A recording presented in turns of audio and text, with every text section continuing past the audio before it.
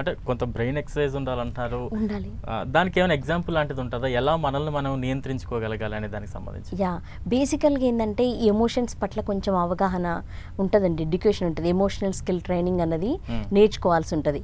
So వాళ్ళ personality గురించి వాళ్ళని అర్థం చేసుకోవాలి. ఫస్ట్ ఆఫ్ ఆల్ బేసికల్లీ నేను which kind of person I am, నేను ఎలాంటి పర్సన్ని, నాలో పాజిటివ్ ఏంటి, నెగిటివ్ ఏంటి, సో నా గ్రోత్, నేను లైఫ్లో నాకు ఒక ఎయిమ్ ఉంది బట్ నా డైరెక్షన్ ఏం వైపు లేదు. సో ఇవన్నీ కూడా ఏంటంటే ప్రతి ఫ్యామిలీలో వాళ్ళ ఇంట్లో ఎల్డర్స్ ఉండొచ్చు, లేదంటే గైడెన్స్ ఇచ్చే వాళ్ళు ఉంటారు నియర్ బై ఎవరైనా పీపుల్, లేదంటే టీచర్స్, లెక్చరర్స్, లేదంటే సైకాలజిస్ట్ దగ్గరికి వెళ్ళొచ్చు. సో అక్కడనే సంథింగ్ అంటే ఎవరో ఒకరు ఖచ్చితంగా, అందుకే మనకు పూర్వకాలంలో ప్రతి ఒక్కరికి ఒక గురువు ఉండాలనేవాళ్ళు. ఎందుకంటే నా ఎమోషన్స్ లేకపోతే నేను ఎటువైపు డైరెక్షన్లో ఉన్నానని మనకు కనపడదు.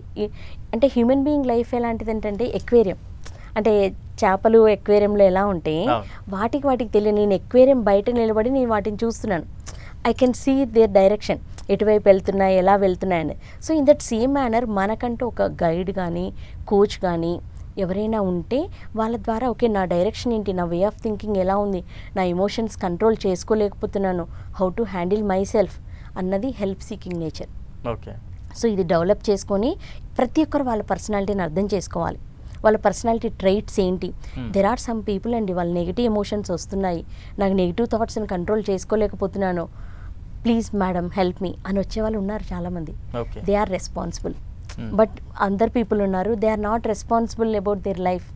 రెస్పాన్సిబుల్గా లేకపోవడం, బీయింగ్ రెస్పాన్సిబుల్ అంటారు కదా, అలా రెస్పాన్సిబుల్గా లేనప్పుడు లైఫ్ ఎటు వెళ్తే అటు వెళ్ళిపోతుంటారు వాళ్ళు.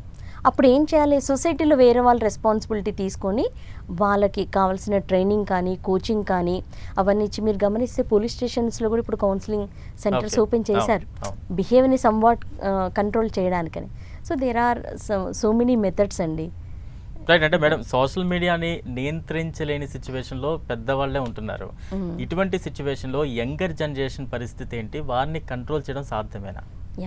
సో ఇక్కడ దీనికి ఏంటంటే అండి, సాధ్యమేనా అంటే అగైన్ అందరం కూడా గవర్నమెంట్, పబ్లిక్ అందరూ రెస్పాన్సిబుల్ అయ్యి, ఇప్పుడు పిల్లలు చూడకూడని వీడియోలు, యాప్లు చాలా వచ్చాయండి. ఓకే, ఇప్పుడు as a being a psychologist నేను కొన్ని పిల్లల కేస్ స్టడీస్ చూస్తే అండి చాలా ఇబ్బందికరంగా ఉంటాయి. సడన్గా టీచర్ ఏం చేస్తారు, నాకు మీరు చేసిన హోంవర్క్ని స్కాన్ చేసి పెట్టమంటారు. స్కానర్ ఓపెన్ చేస్తే చూడకూడని ఒక ఇమేజ్ కానీ సంథింగ్ కానీ పాపప్ అవుతుంది.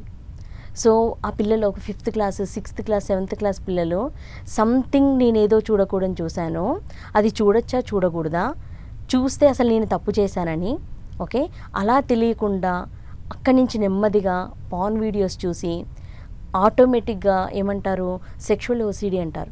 అది పెద్దవాళ్ళు అయిన తర్వాత వాళ్ళ మీద ఇంపాక్ట్ ఎంత పడుతుంది. Okay, not only that one అండి. సో ఇవన్నీ కూడా ఎలా అంటే గవర్నమెంట్ బాధ్యత తీసుకోవాలి. ఇప్పుడు మీరు నేను మనం ఒక్కరము డిస్కస్ చేయగలుగుతాం, సొసైటీలో అవేర్నెస్ చేయగలుగుతాం. ఇట్స్ ఏ కాంబినేషన్, అంటే కాంప్రహెన్సివ్గా వర్క్ జరగాలండి ఇది.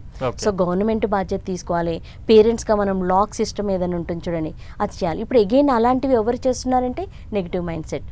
సో ఒక నెగిటివ్ పని చేయడం ద్వారా డబ్బులు వస్తున్నాయో, వాళ్ళకి సంథింగ్ ఏదో ఉంది వాళ్ళ మైండ్ సెట్. ఇప్పుడు వాళ్ళు ఎవరినైనా ఐడెంటిఫై చేసి మనము దాన్ని కౌన్సిల్ చేసి ట్రీట్ చేసి దొరికించుకోవడానికి ఇవన్నిటికంటే ఫస్ట్ మనం వీటిలో మనం సెటప్ చేసుకోవాలి. ఓకే, సో ఇవేంటంటే చెయ్యొచ్చా అంటే చేయగలం, but it's a comprehensive work. Government, people, ప్రతి ఆర్గనైజేషన్, స్కూల్స్, కాలేజెస్, పేరెంట్స్ అందరు కూడా రెస్పాన్సిబుల్గా అయ్యి ఓరియంటేషన్స్ ఇస్తూ దీని కంట్రోల్